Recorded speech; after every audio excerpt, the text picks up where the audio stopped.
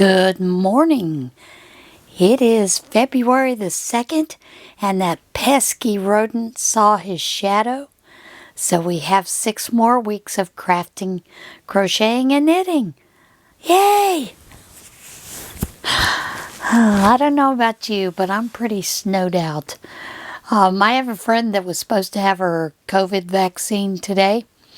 When our local area, Geisinger, had opened up the telephone number to sign up for the vaccine, she signed up probably about a month ago, and they gave her February the 2nd.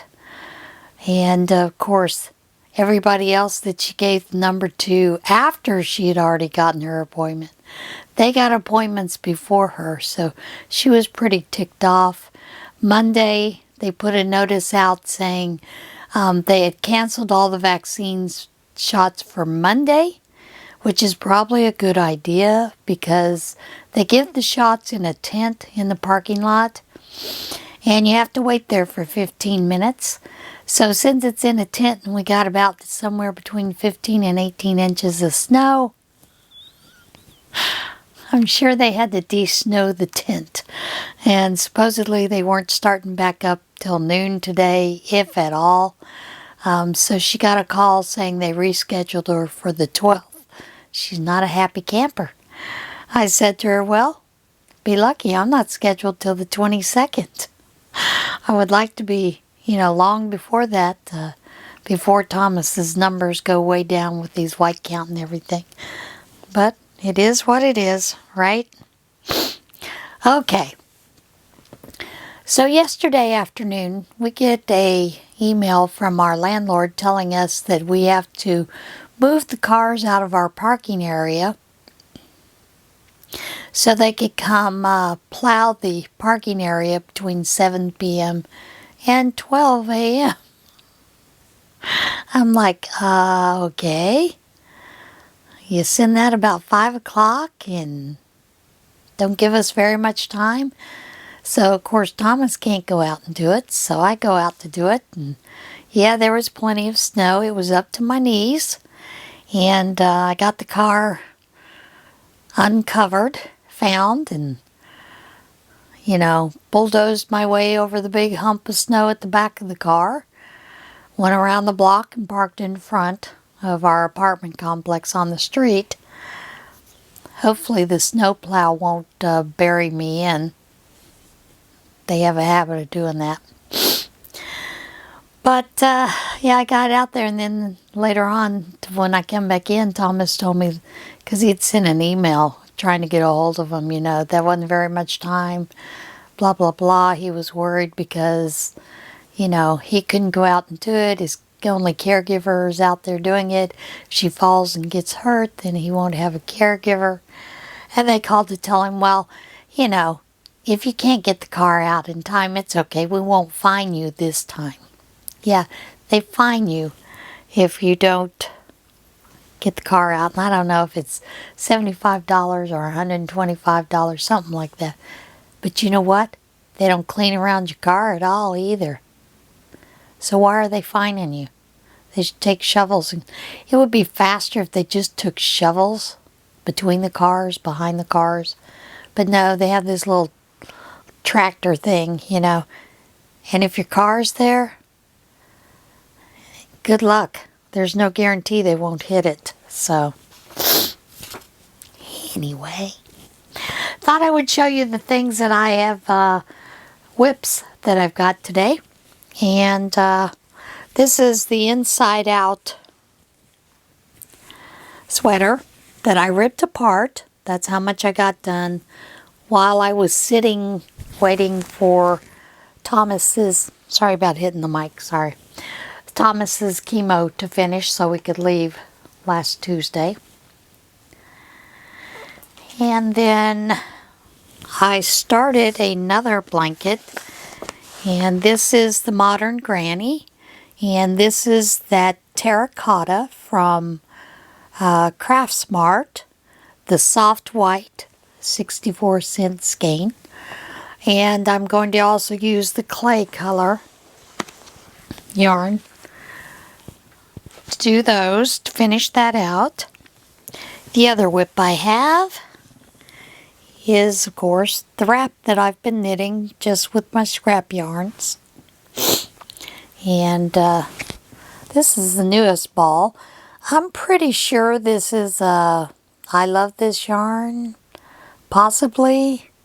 There was no ball band. This was one of those that was given at the prayer shawl, so who knows, right? Now, for finished items, I finished a lap robe, and this is done in the terracotta and the clay. This is the darker color is the clay. And then I did a border of double crochet and half double crochet in the colors. And this is the pike stitch. Really like that. It's very easy. It's basically just an extended single crochet with the chain one in between. I believe you cast on an uneven number, and then you go into the fourth chain to start your extended single crochet, and you'll do that, chain one, skip one, and then go and start your extended single crochet with the chain one in between. Did get my scrap blanket finished, and this was just with that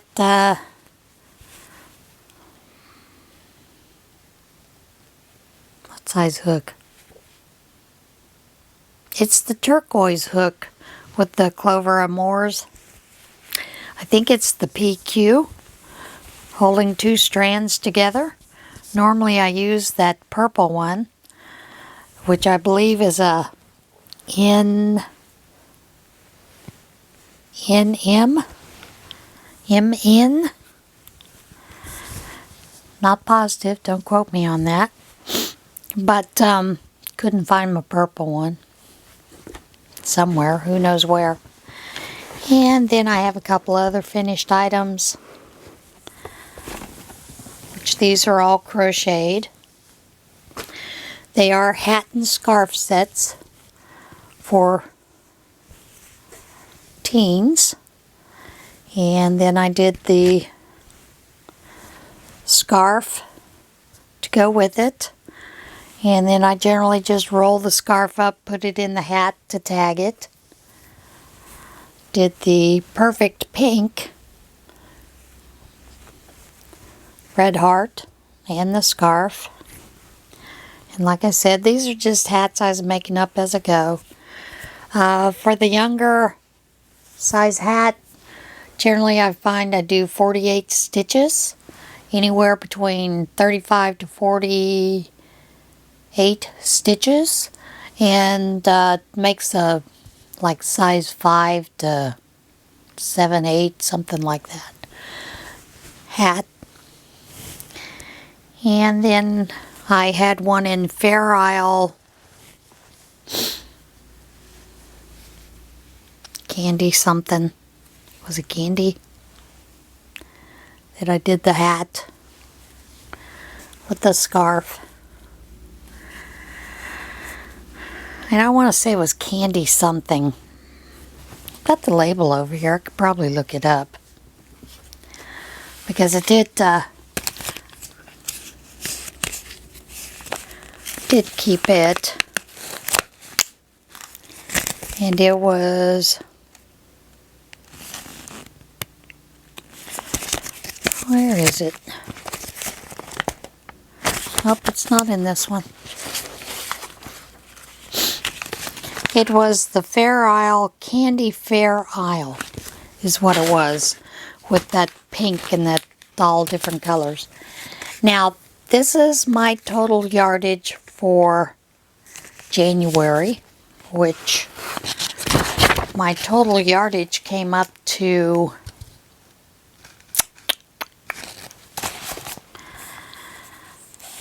For the hand crochet and knit, I had 4,739 yards, which 354 yards was with the machine knitter, and that gave me a total of 5,093 yards that I did in the month of January. Now, for the scrap blanket, the way that I do that is I actually weigh the blanket and then determine how many ounces and divide that into, because most of those skeins are probably 334 yards. You know, red heart, a lot of those are red heart. So then I divide, 7 ounces into whatever that is, 334, 324, whatever it is, get how much yards, per yard, 1 ounce per yard. Then I go by how many ounces this is times how many yards I got per ounce to get that total. So that's how I figured that up. And what I've been doing is keeping a card for the scraps, just a card to go with that. So that kind of works for that. And I think that's it as far as that. Yeah, that's all I've been doing. Knitting, crocheting. Husband has not been sleeping well. I'd say that, but he kind of has, kind of hasn't. He's unable to sleep well in the bed. So he comes downstairs, stays in his recliner, and of course throughout the day he's in the recliner. I told him I needed to film, so he went upstairs. He's in the bed right now. And this is about the time of day he calls his mother anyway to talk to her. So now I'm looking at maybe I should just start moving everything upstairs to film. We'll see. Figure it out as we go, right? But he's found that the exhaustion is hitting him a little bit harder than what he thought he would. And so he's dealing with that. Dealing okay with it. Appetite has not been real well. But he's still eating the small meals here and there. And eating most of everything I give him. Yeah, I do push it a little. Put a little more than I think he can eat. Hoping he'll eat it. There's always hope, right? Alright, are you ready for some what in tarnation? I am. And the first story comes to us from New York's Central Park. Snowy owl visits New York's Central Park for the first time since 1890. Birdwatching experts said a snowy owl that drew crowds of onlookers to New York's Central Park is the first member of its species to be spotted in the area since 1890. The snowy owl, a species typically found much further north in Arctic regions, drew crowds of onlookers to Central Park looky-loos on Wednesday when photos of the avian started appearing on social media. There are some good things about social media and some bad things. Experts said Wednesday marked the first time a snowy owl had been seen in Central Park since 1890. They said the owls sometimes venture south in search of prey and are occasionally seen in the Long Island area. The New York City Audubon Conservation Group celebrated the bird's arrival in the park and urged onlookers to make sure not to disturb the owl. Owls are especially prone to disturbance in urban areas from dogs, joggers, and fans. Please exercise caution, keep your distance, and model best bird behavior in their presence, the group tweeted. And there is a YouTube video. Of course, links are going to be all down below. Phoenix fire crew uses ladder truck to visit hospitalized co-worker. An Arizona firefighter recently hospitalized with COVID-19 received an unusual visit from his co-workers when they used a ladder truck to drop by his window. Don Volko, a 20-year veteran of the Phoenix Fire Department, said he was hospitalized when his case of COVID-19 to which he was exposed while on the job turned severe. It was on the 10th day I noticed that my hands and feet started to get blue. Volko told AZ Family, my lips started to get blue. Volko said his spirits were lifted one day by an unexpected visit. I was in bed and there was this beeping sound, he said. There's a very distinct beep when you back up the truck. And we all heard it. I'm like, that sounds like a fire truck. Volko looked out his window and discovered some of his crewmates had backed the truck up to the building and extended the ladder to visit his window. It was a little emotional, but it was really nice to see him and give him that, hey, we're here for you, buddy.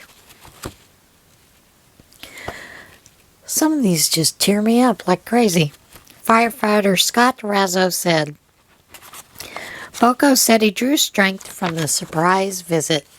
I never expected to find myself in that situation needing the help. And I've never been in that position where they've had to come comfort and be supportive in that way. So that was an unbelievable experience, he said. Tears.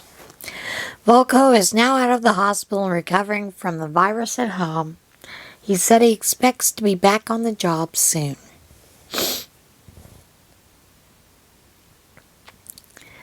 That's kind of like the, with the stock trades that happen.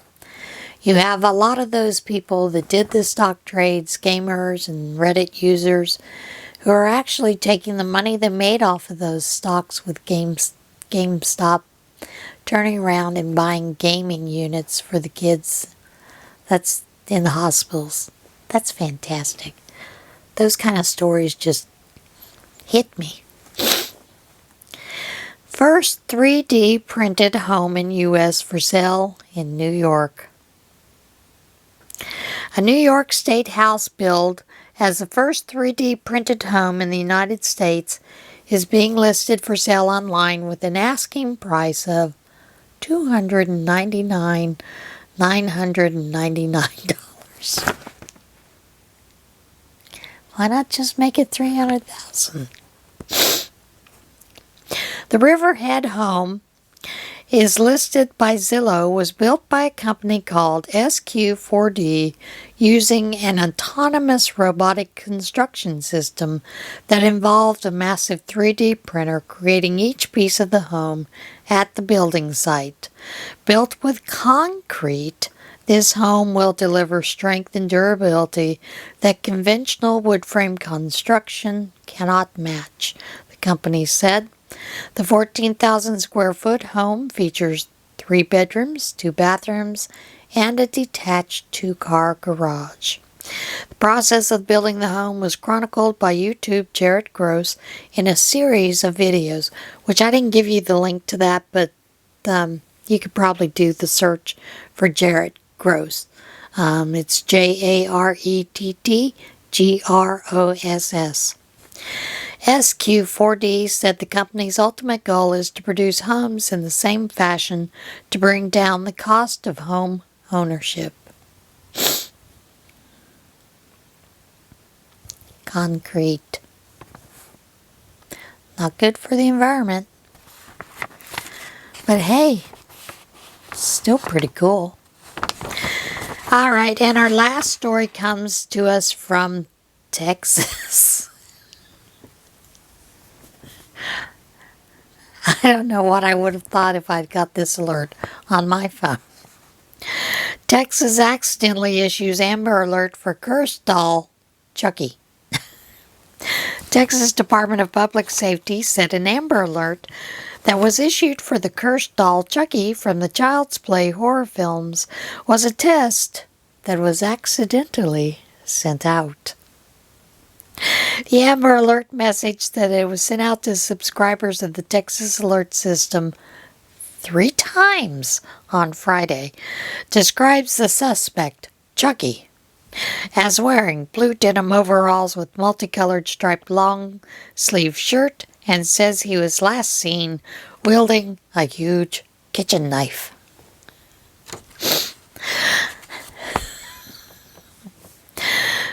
Chucky was suspected of abducting Glenn Ray, the cursed doll's son from the film's Seed of Chucky. The alert included photos of both movie characters.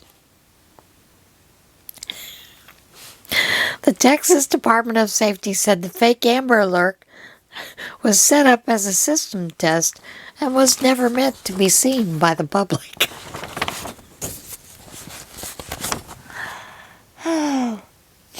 Tears of two kinds, tears of emotion and tears of joy. This was actually a test we were running on a DEV server, and it accidentally went out. DPS spokesman Ruben Medina told KPRC TV. Medina said DPS would like to apologize for this inconvenience. I'm not sure how that would go, when you get an accidental cursed doll Amber Alert. But oh well, it is what it is. All right, everybody have a blessed day, and remember to choose kindness. I'll see you again soon. Bye.